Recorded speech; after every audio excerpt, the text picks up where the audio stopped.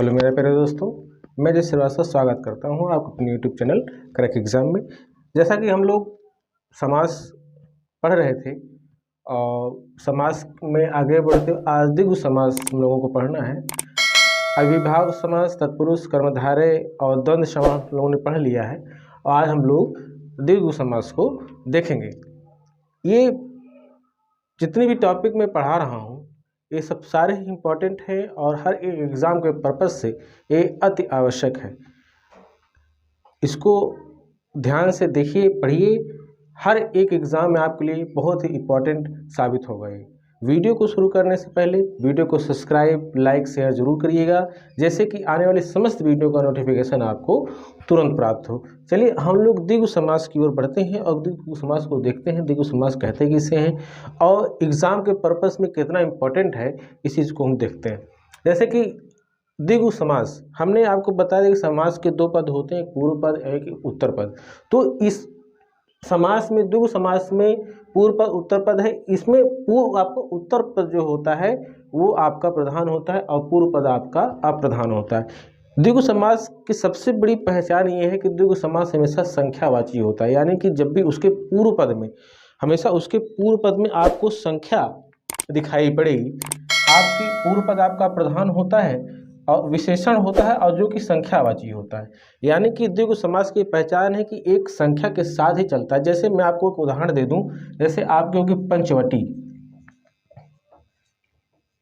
पंचवटी तो पंचवटी में आप देखेंगे ये संख्या, ये पंच जो है, पंच यानी पांच, ये आपकी संख्यावाची है। और वटी मतलब होता है वृक्ष या वृक्ष कह लीजिए या वठी कह लीजिए। तो ये पांच वृक्षों वाला, पांच वृक्षों का समूह, पांच वृक्षों का समूह, ये कहलाता है आपका पंचवटी। कहने का तात्पर्य है कि द्विगु समास हमेशा संख्यावाची होता है, उत्तर पद इसका प्रधान होता है और वो विशेष होता है, और पूर्व पद आपका अप्रधान होता है, विशेषण होता है और संख्यावाची होता है। जब दो सब मिलते हैं तो आपका ये द्विगु समास कहलाता है। परिभाषा के तौर पर देखिए, जिस समासिक पद में जिस समासिक पद में पूर्व पद अप्रधान हो और संख्यावाची हो और उत्तर पद प्रधान हो, विशेष हो, वो आपका द्विगु समास कहलाता है। यानी कि जिस समासिक पद में पूर्व पद अप्रधान हो और वह विशेषण के साथ संख्यावाची हो और उत्तर पद आपका प्रधान और विशेष हो, वह द्विगु समास कहलाता है। द्विगु समास हमेशा संख्यावाची होता है, संख्या के साथ चलता है। हमने आपको जैसे उदाहरण बताया पंचवटी यानी पांच वृक्षों का समूह यानी पंचवटी, ये आपको मैंने उदाहरण के तौर पर आपको मैंने बताया। कुछ और उदाहरण के साथ हम आप लोगों के साथ देखते हैं।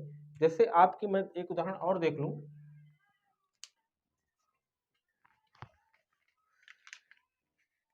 जैसे मान लीजिए आप मान लीजिए शताब्दी उदाहरण मैंने ले लिया। तो ये आपका मतलब, ये आपका ये हमने आपको पहले बताया कि संख्यावाची होता है और शतधन अब्दी यानी कि होगा शताब्दी। ठीक है, तो आपका जब ये सत क्या है, आपका सत ये संख्यावाची आइए आपका विशेष है। किसकी विशेषता बता रहा है, ये बीते हुए समय शताब्दियों को आपका विशेष से बता रहा है। तो आपका क्या, 100 वर्षों का समूह यानी आप कहोगे ये शताब्दी। ये आपका उदाहरण है शताब्दी। यानी कि आपका द्विगु समास हमेशा संख्यावाची में चलेगा, उत्तर पद इसका प्रधान रहेगा, पूर्व पद इसका अप्रधान और संख्यावाची विशेषण के साथ रहेगा, इसका उत्तर पद आपका विशेष होता है। एग्जाम के व्यू में केवल प्रश्न यही से पूछता है, उदाहरण तो आपको पूछता है, उदाहरण मैंने आपको बता दिया, आपको केवल पकड़ने कौन सा संख्यावाची। आपका पूर्व पद संख्यावाची है तो समझिए कि द्विगु समास है। प्रश्न हमेशा पेपर में यही पूछता है कि किस समास में आपका संख्यावाची होता है। तो संख्यावाची में आपका द्विगु समास आपका संख्यावाची होता है। द्विगु समास में कौन सा पद प्रधान होता है, आपका उत्तर पद प्रधान होता है। किस पद में उत्तर पद द्विगु समास में कौन सा पद अप्रधान होता है, पूर्व पद अप्रधान होता है। ये सब प्रश्न यही से पेपर को कहीं और से अलग से पेपर में नहीं पूछता कि कहीं अलग से क्वेश्चन या प्रश्न बना लेगा, हमेशा क्वेश्चन यहीं से पूछता है। उदाहरणों को आपको याद करना है कि उदाहरण कहाँ से बन रहा है, किस तरीके से हमको उदाहरण, आपको परिभाषा पता है, आपको नियम पता है, तो उदाहरण कोई भी हो आप उसको तुरंत पकड़ लेंगे। इसमें आपको यही देखना है कि कौन सी संख्या आपकी संख्यावाची है और कौन सी संख्यावाची नहीं है। मैंने आपको द्वंद्व समास कल पढ़ाया था, द्वंद्व समास में दोनों पद प्रधान होते हैं, इसमें एक ही पद प्रधान होता है। केवल द्वंद्व समास ऐसा समास होता है जिसमें दोनों पद प्रधान होते हैं, और बहुव्रीहि समास ऐसा होता है जिसके दोनों पद अप्रधान होते हैं। लेकिन द्विगु समास में आपका पूर्व पद अप्रधान है, उत्तर पद आपका प्रधान है। ये ध्यान रखिए, एकदम नोट कर लीजिए कि इसका पूर्व पद अप्रधान है और विशेषण संख्यावाची होता है। हर एक समासों से समास अलग, इसमें आपका संख्यावाची विशेष तौर पे आपको ध्यान देना है कि यह संख्यावाची ही होता है, कुछ और नहीं होता। तो ये आपका द्विगु समास था, कुछ उदाहरणों के साथ हमने आपको उसको समझाया।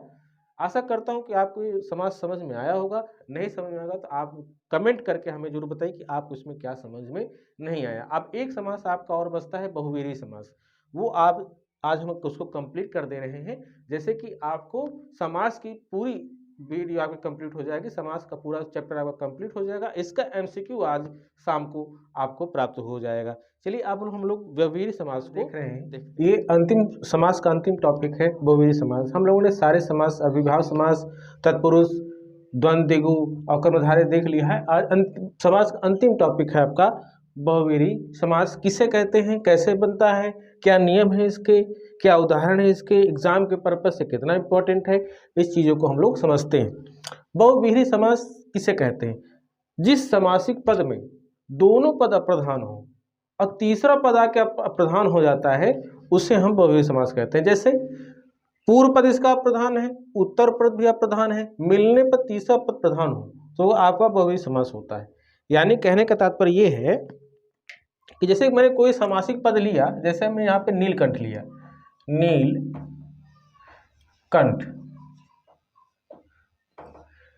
नीलकंठ लिया मैंने, और हमने आपको बताया अभी ये दुविधा का विषय है कि कर्मधारय समास में और बहुव्रीहि समास में दोनों उदाहरण चलते हैं।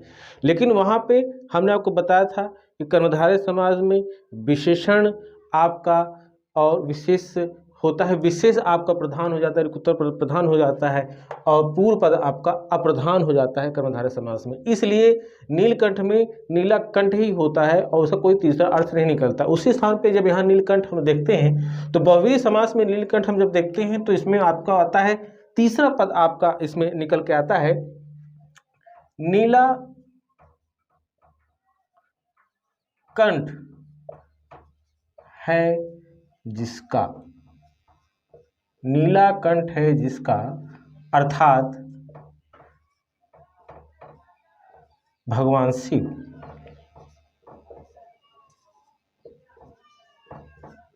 भगवान शिव, ये उदाहरण। अब नीलाकंठ में कोई तीसरा पद प्रधान हो गया, क्या प्रधान हो गया, भगवान शिव, ये आपका प्रधान हो गया। इसमें आपको नीला प्लस कंठ, इसमें दोनों आपका ये अप्रधान है, अप्रधान है। लेकिन तीसरा अर्थ जब निकला तो शिव आपका प्रधान हो गया। तो बहुव्रीहि समास यही कहता है कि जिस समासिक पद में दोनों पद अप्रधान हो और तीसरा पद प्रधान हो जाए वो आपका बहुव्रीहि समास कहलाता है। उदाहरण के तौर पर हमने नीलाकंठ देखा, तो नीलाकंठ में नीलाकंठ है जिसका, किसका है, जिसका यानी कि तीसरे का, यानी कि कोई है जिसका कंठ नीला है, तो उसे हम क्या कहते हैं, भगवान शिव ही है जिसका कंठ नीला है।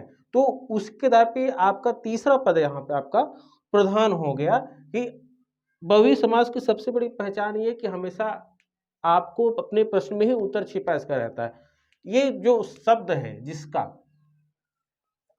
ये आपको तीसरे पद की ओर संकेत करता है। यानी कि ये शब्द आपने पकड़ लिया बहुव्रीहि समास में तो आपको बहुव्रीहि समास हल करने में कोई दिक्कत नहीं है। जिसका आपने देख लिया तो यानी कि बहुव्रीहि ही समास है, वो तीसरे की ओर इशारा करता है और तीसरा पद ही आपका प्रधान होता है। कुछ और उदाहरण हम देख लेते हैं तो आपको इसमें और बढ़िया समझ में आएगा। जैसे हमने देख लिया आपका उदाहरण चंद्रमौली, चंद्रमौली, मौली। उदाहरण हमने देखा यहाँ पे चंद्रमौली, यानी कि क्या, चंद्र जिसके मस्तक पर, जिसके मस्तक पर अर्थात भगवान शिव।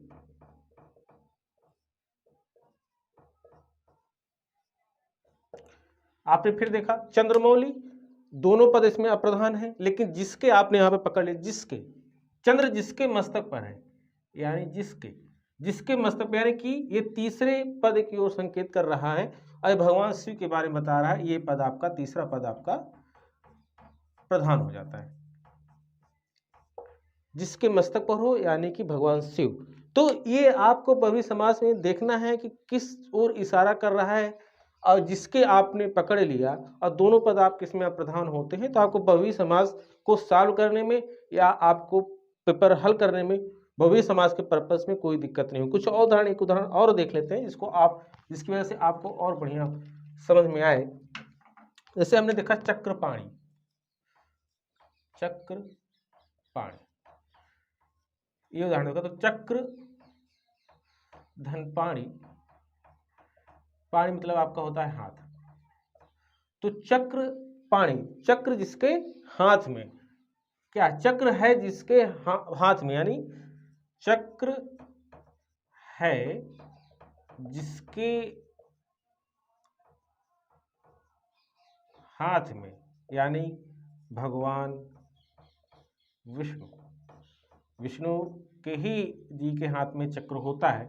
तो चक्रपाणी, चक्र है जिसके हाथ में अर्थात भगवान विष्णु। तीसरा पद आपका निकला, ये शब्द आपको जरूर पकड़ना है, जिसके, जिसका ही आपका तीसरे पद की ओर संकेत करता है। तो ये चक्र है जिसके हाथ में, यानी अर्थात भगवान विष्णु। ये आपका बहुव्रीहि समास था। आज आपका समास खत्म हुआ। इसका एमसीक्यू आपको आज शाम नहीं तो कल सुबह इसका एमसीक्यू आपको पूरा मिल जाएगा। पूरे समास का एमसीक्यू को हल करेंगे, सॉल्व करेंगे तो आपको पेपर में एग्जाम देते हुए बहुत ही लाभकारी होगा। आपका पेपर प्रश्न गलत नहीं होगा, ये मेरा वादा है। ये आपका बहुव्रीहि समास और समास का टॉपिक पूरा खत्म हुआ। चैनल को सब्सक्राइब और शेयर लाइक जरूर कीजिएगा। एक अन्य टॉपिक के साथ हम आपके साथ कल उपस्थित होंगे। तब तक के लिए जय हिंद।